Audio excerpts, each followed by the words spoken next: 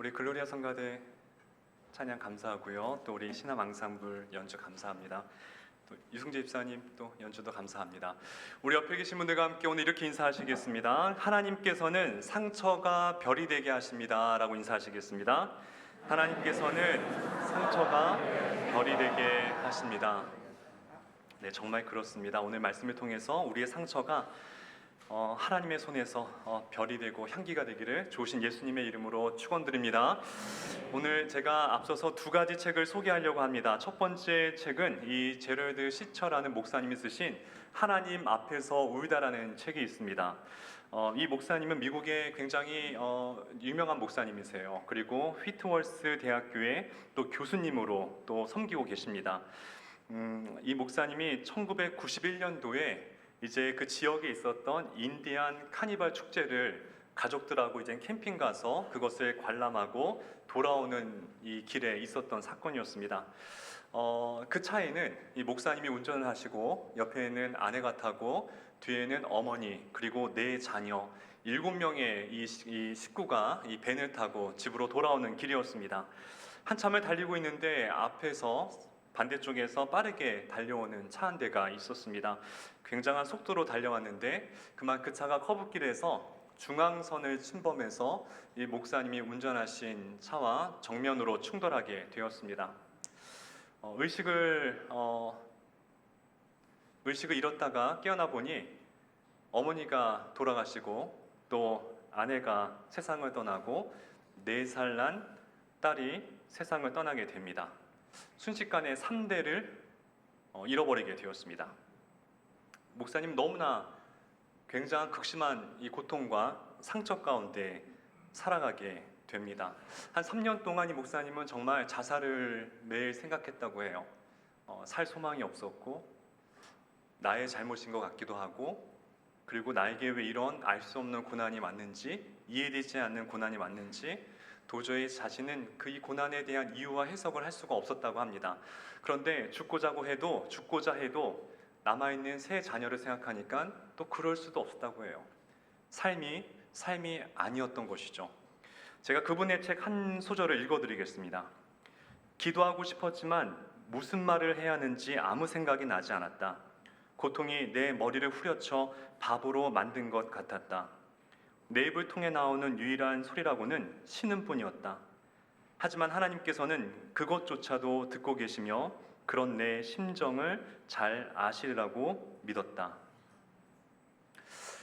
저희가 인과 관계를 아는 어떤 고난이라고 한다면은 저희는 그것에 대해서 이겨낼 수 있는 힘이 있습니다. 이 고난은 내 죄 때문에 그런 거야. 내가 주님을 떠났기 때문에 주시는 고난이야. 이런 거라면 얼마든지 납득할 수 있고 얼마든지 수용할 수가 있습니다. 근데 진짜 어려운 고난이 뭐냐면 이유를 알 수 없는 고난이에요. 오늘 베드로전서의 이 표현대로면은 부당한 고난, 옛날 개역 한글에는 애매한 고난당함이라고 얘기했습니다. 근데 진짜 문제가 무엇인지 아십니까? 우리 인생은 이해되는 고난보다도 이해되지 않는 고난이 훨씬 많다라는 거예요. 부당한 고난, 애매한 고난, 해석할 수 없는 이 사건, 이유를 알 수 없는 도대체 하나님께서 나에게 왜? 여러분들 이 제럴드 시처 목사님은 굉장히 훌륭한 목사님이십니다. 학교에서도 이 최우수 교수님으로 7번을 뽑혔어요. 학생들에게 존경과 사랑받고 또 하나님 앞에 성실하게 살아가던 목사님이었습니다. 이것을 어떻게 우리가 설명할 수가 있겠습니까? 제가 한 번에 더 소개하겠습니다. 여러분들 잘 아시는 C.S. 루이스, 제가 좋아하는 이 작가인데요. 우리 시대 최고의 기독교 변증가입니다. 옥스퍼드 대학의 교수셨죠. 이분이 쓴 책 가운데 헤아려 본 슬픔이라는 책이 있습니다. 이것도 자신의 고통에 관한 이 이야기를 쓴 책인데요. 여러분 C.S. 루이스는 정말 영국의 지성이었어요. 그래서 이분은 사실 결혼을 하지 않았고요. 평생을 독신으로 정말 학문만 연구하며 살았습니다. 근데 그가 말년의 때에 한 여인을 만나게 돼요. 헬렌이라는 여인을 만나게 됩니다. 근데 이 미국의 이 시인이자 작가였는데 우연히 만나게 돼서 이분을 좋아하게 되는 거예요. 그럼에도 불구하고 C.S. 루이스는 마음을 주지 않으려고 굉장히 노력합니다. 나는 학자야. 나는 이 연구하는 사람이지 나에게 연애란 사랑이라는 것은 이것은 아니야 이러면서 애써 부인하면서 감정을 억눌렸는데 근데 그 사랑이란 게 그렇게 되나요? 이 헬렌 조이를 결국 사랑하게 됩니다. 근데 문제는 이 헬렌 조이가 악성 골수암을 지니고 있던 여인이었어요. 그것을 알고도 이 C.S. 루이스는 헬렌과 결혼을 하게 됩니다. 그리고 얼마나 기도를 했겠습니까? 정말 하나님의 신실하심과 선하심과 인자하심 믿고 날마다 아내의 병을 놓고 열심히 기도하게 되었어요. 정말 기도했겠죠. 그런데 하루하루가 다르게 이 헬렌은 날마다 파리해져 가고 연약해져 가고 점점 쇠약해져 갔더라는 것입니다. 그리고 4년 뒤에 이제 하나님의 품으로 세상을 떠나게 됩니다. 이때 C.S. 루이스는 굉장한 충격을 받아요. 하나님 왜요?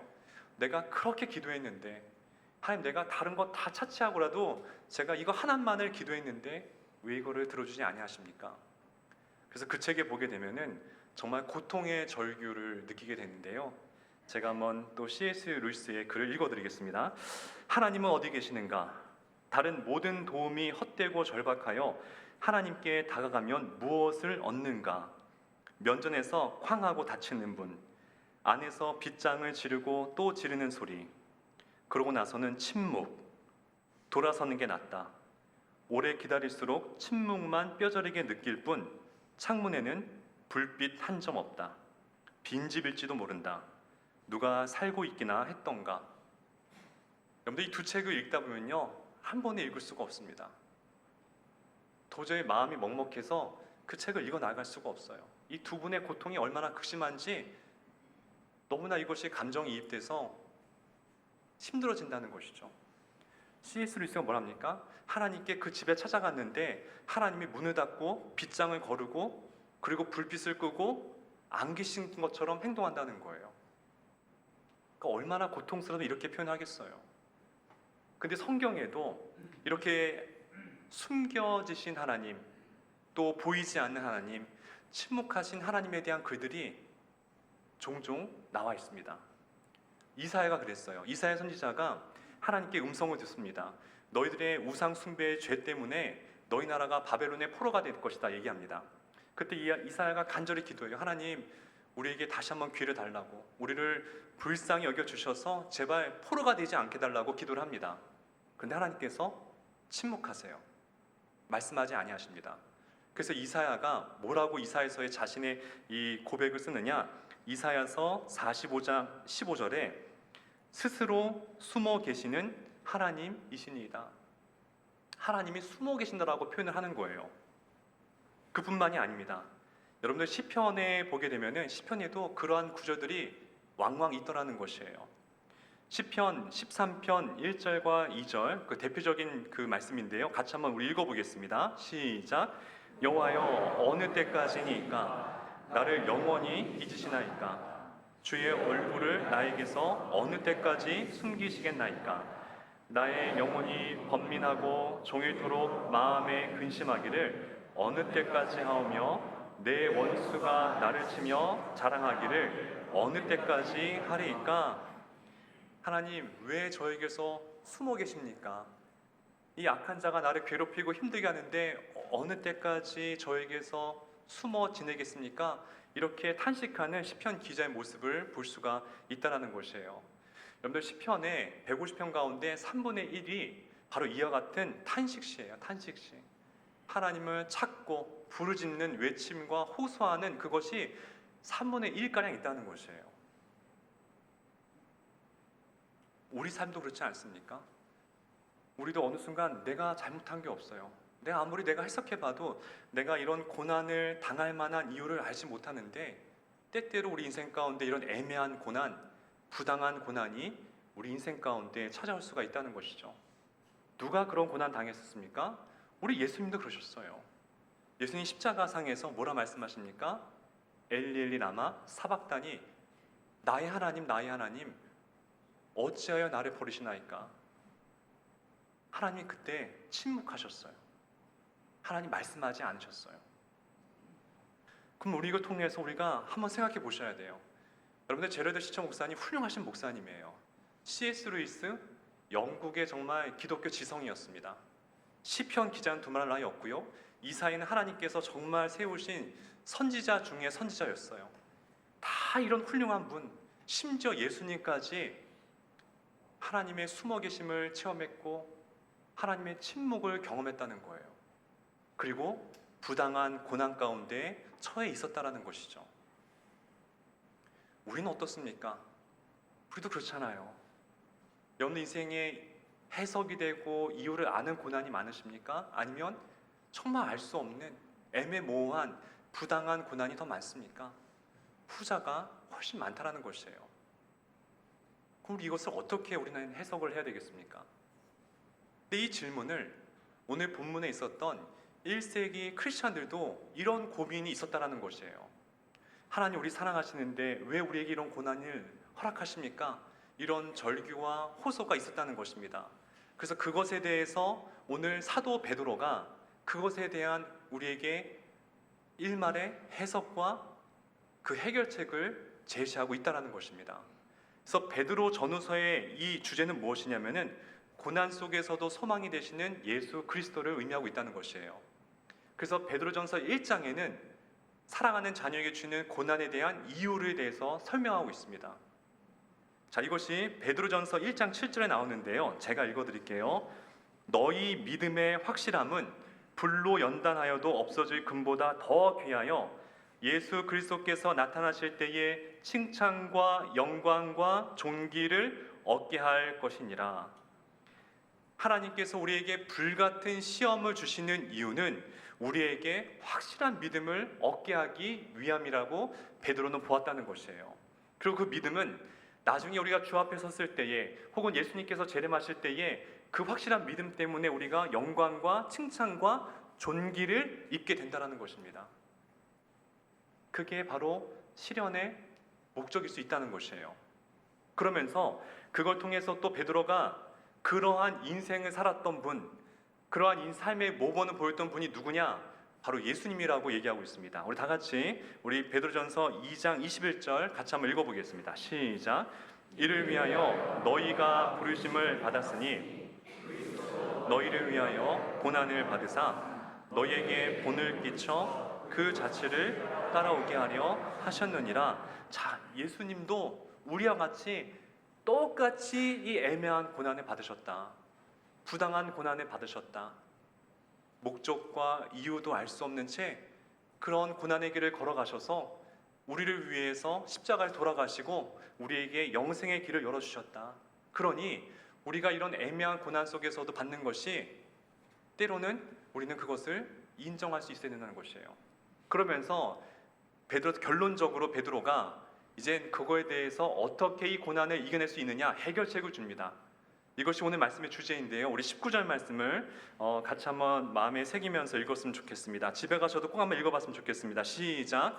부당하게 고난을 받아도 하나님을 생각함으로 슬픔을 참으면 이는 아름다우나. 자, 그래서 베드로 사도가 뭐라고 얘기하느냐? 너희들 그럴지라도 부당한 고난을 받을 때에 하나님을 생각함으로 그 슬픔을 견뎌내라. 이것을 우리에게 제시하고 있다는 것이에요.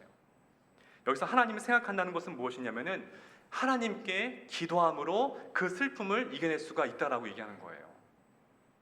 고통과 아픔은 극복할 수는 없습니다. 그 상처는 어느 순간 제 안에 어떤 모양으로든 조금이라도 남아있을 수 있어요. 하지만 그것을 버티고 인내하고 견딜 수 있는 방법은 있습니다. 하나님을 생각함으로, 하나님을 묵상함으로, 하나님께 기도함으로 그 고통을 견딜 수가 있다는 것이에요. 그 슬픔을 하나님을 통해서 이겨내라고 이 베드로 사도가 우리에게 권면하고 있다는 것입니다.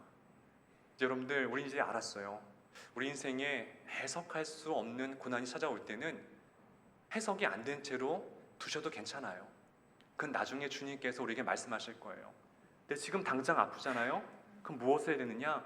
하나님께 나오셔서 하나님을 생각함으로 그 슬픔을 이겨내시기를 우리 좋으신 예수님의 이름으로 축원드립니다. 또 중요한 방법이 있습니다. 또 무엇이냐면은 시편 기자가 아주 중요한 말씀 한 구절이 있어요. 시편 31편 15절에 나의 앞날이 주의 손에 있사오니, 나의 앞날이 주의 손에 있다는 것을 믿어야 된다는 것이에요. 무슨 얘기냐? 여러분들 이 구약의 룻기 아시지 않습니까? 이 룻도 똑같은 애매한 고난, 부당한 고난을 받습니다. 무슨 얘기냐? 한 날에 시아버지가 돌아가시고 남편이 죽게 됩니다. 그 자신은 모압 여인인데 이스라엘 땅에 베들레헴 땅에 와서 살아가게 되는 거예요. 얼마나 위기입니까? 얼마나 절망이겠어요. 부당한 고난이잖아요. 그런데 우리는 알아요. 우리 성경을 통해서 룻에게 아마 만날 수 있다면 그렇게 얘기할 거예요. 여인이시여, 걱정하지 말아요. 당신의 삶은 지금 위기가 아니에요. 당신의 삶은, 당신의 앞날은 하나님의 손에 쥐어져 있기 때문에 당신의 미래에는 이제 보아스라는 멋진 사람 만나게 될 것이어서 다시 제가를 이루게 될 것이고, 훗날에 다윗의 조상이 될 거고, 또 그 아래에 예수님께서 탄생하실 것입니다. 우리는 다 알고 있잖아요. 그 아는 이유가 무엇입니까? 이 룻이란 여인의 앞날이 주의 손에 있다는 것은 우리 알기 때문이에요. 마찬가지로 지금 우리가 고난을 겪고 있지 않습니까? 걱정하지 말라는 거예요. 우리 미래에도 우리의 앞날을 주의 손이 붙들어주고 계시기 때문에 먼 미래에 이 날을 생각하게 되면은 아, 그랬구나. 그날 날 견디게 하셨구나. 주의 손이 나를 붙들고 계셨구나. 이것을 깨닫게 된다라는 것이에요. 여러분들, 하나님의 손이 붙들어주고 계세요. 여러분들의 앞날은 주님의 손에 있습니다. 그걸 믿으셔야 돼요. 그럴 때 우리는 이 고통과 아픔 속에서 우리는 다시 일어날 새 힘을 얻을 수가 있다는 것이죠. 그런 은혜가 있기를 축복합니다. 여러분들 그 진주 이야기 잘 아시죠? 진주가 이 조개에서 나오잖아요. 이 조개가 숨을 쉴 때 그 사이로 가끔씩 모래가 들어간답니다. 근데 이 모래가 들어올 때에 진주가 선택할 수 있는 방법이 두 가지가 있대요. 자꾸 움직이면 너무나 아파서 아예 움직이지 않는 방법이 있다고 합니다. 그런데 움직이지 않게 되면은 그 모래 때문에 그 조개가 괴사가 된다고 해요. 죽게 된다고 합니다. 두 번째 선택을 할 수가 있대요. 정말 그것을 몸부림치면서 이 모래를 빼내려고 할 때 이 조개에서 낙하라는 물질이 생성이 된다고 합니다. 그 물질이 모래를 감싸고 또 감싸고 또 감싸서 그것이 진주가 된다라는 것이에요. 그래서 진주가 영어로 펄이라고 하지 않습니까? 또 다른 말로 frozen tear라고 해요. 얼어붙은 눈물이라는 것이죠. 그러므로 진주는 조개의 눈물인 것이에요. 우리에게 수많은 상처가 있습니다. 하나님께 내어드리면은 하나님 그것을 하나님의 은혜로 겹겹이 쌓아주셔서 반드시 하나님의 은혜에 정말 꽃과 향기와 별로 바꾸어 주신다라는 것이에요. 그럼 우리는 뭘 해야 되냐? 이 조개처럼 우린 몸부림치면서 하나님 앞에 살으셔야 돼요. 그대로 주저앉거나 낙망하거나 내 인생 끝났다라고 좌절하거나 아무것도 하지 않거나 그러면 안 된다라는 것입니다. 하나님 앞에 열심으로 나와서 하나님 앞에 기도하셔야 되는 것이에요. 구약에 제가 뽑은 성경에서 가장 애절하고 정말 가슴 여미는 말씀 중에 하나가 무엇인지 아십니까? 에스겔서 말씀에 나와요. 에스겔서 16장 6절을 보게 되면은 정말 하나님께서 이렇게 우리 향한 애절한 마음을 갖고 계시는구나, 이것을 알 수가 있는데요. 우리 에스겔서 16장 6절 말씀 같이 한번 읽어보겠습니다. 시작. 내가 지나갈 때에 내가 피투성이가 되어 발짓하는 것을 보고 내가 이르기를 너는 피투성이라도 살아있으라. 다시 이르기를 너는 피투성이라도 살아있으라 하고, 여러분들 이 말씀의 내용이 어떤 말씀이냐면은 한 아이가, 여자아이가 태어났습니다. 근데 이 아이가 탯줄을 지닌 채로 들판에 버려지게 됩니다. 근데 지나가던 행인이 그 아기를 보게 된 거예요. 어떻게 하겠습니까? 그 아기를 데리고 집으로 달려갑니다. 그러면서 이 얘기를 하는 거예요. 아기야, 피투성이라도 살아있으라. 아기야, 피투성이 살아있어야 돼. 이러면서 이 아기를 집으로 데리고 가는 거예요. 그리고 이 아기를 탯줄을 자르고 깨끗이 쪄주고 우유를 먹이고 이 사람이 이 아기를 굉장히 열심히 키웁니다. 그 아이가 나중에 귀공녀가 돼요. 아름다운 여인도 성장하게 되는 거예요. 하나님께서 에스겔에 이 말씀하시면서 이건 이스라엘 백성들이 지금 황망하고 피폐해져 있고 지금 너무나 이 억압받고 있는 상황 가운데 주시는 말씀이라는 것이에요. 얘들아, 피투성이라도 살아 있어야 돼. 낙담하지 마. 좌절하지 마. 반드시 살아 있어야 돼. 때가 되면 내가 너를 구원해 줄 거야. 하나님께서 이 말씀을 하셨다는 것이에요. 우리에게 주시는 말씀이에요. 힘들고 어려우시죠? 너무 병 때문에 경제적으로 너무 힘들고 가족 때문에 너무 힘들고 주님께서 말씀하실 거예요. 피투성이라도 살아있어야 돼. 견뎌내야 돼. 내가 너와 함께하고 있어. 좌절하지 마. 포기하지 마. 이런 말씀을 하나님께서 우리에게 주신다는 것입니다. 그러면 우리 주위에 이런 분들 굉장히 많아요.